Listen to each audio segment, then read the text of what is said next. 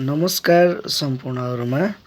आज म हजुरहरुलाई यो मेरो च्यानलमा यस्तो विधि सिकाउन गइरहेको छु जुन ल्यापटप या पीसीमा हामीले इन्टरनल ड्राइभ यानी कि सी ड्राइभ अनि अरु ड्राइभ हुन्छ जुन लोकल डिस्कहरु हुन्छ। लोकल डिस्कलाई चाहिँ कसरी हामीले पार्टिसन गर्ने यानी कि दुईटा भए तीनटा भए चारवटा कसरी बनाउने भन्ने कुराको बारेमा जानकारी दिँदैछु। सुरुमा कम्प्युटरमा जानुहोस्, त्यसपछि कम्प्युटरलाई राइट क्लिक गरी म्यानेजमा क्लिक गर्नुहोस्। डिस्क म्यानेजमेन्टलाई क्लिक गर्नुहोस्। त्यसपछि त्यहाँ डिस्कहरु देखाउँछ। हामीले चाहिँ सी लाई चाहिँ पार्टिसन गर्दैछौँ, त्यसलाई राइट क्लिक गरी श्रिङ्क भोल्युममा चाहिँ क्लिक गर्नुहोस्। टाइम लिन्छ, वेट गर्नु होला।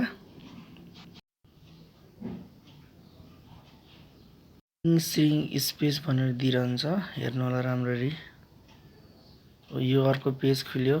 जुन देखाइरहेको छ त्यसलाई हटाएर हामीले कति जीबी को चाहिँ हामी बनाउने त्यो चाहिँ टाइप गर्नुहोस्। जस्तै मैले 10 जीबी बनाउँछु भने 10 र 3टा शून्य राख्ने छु।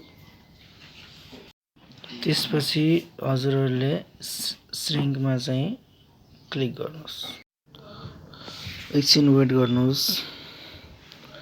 वेट गरिसकेपछि हाम्रो नयाँ पार्ट आउँछ जुन चाहिँ हामीले मेमोरी डिभाइड गरेका थियौं त्यो देखाउँछ।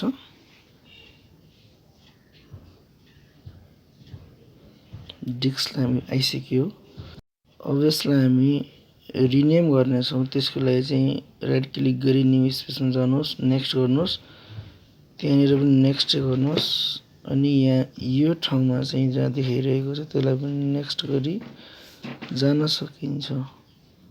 र यहाँनिर चाहिँ तपाईहरुले नाम राख्नुहोस्। जस्तै लोकल डिस्क के राख्नुहुन्छ, लोकल डिस्क मात्र राख्यो भने पनि अर्को जुन नयाँ बन्ने छ जुन स्टोरेज त्यो देखाउँछ।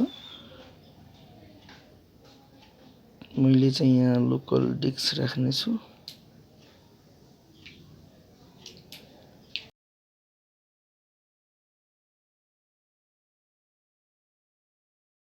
त्यसपछि नेक्स्ट बटनमा फेरि क्लिक गर्नुहोस्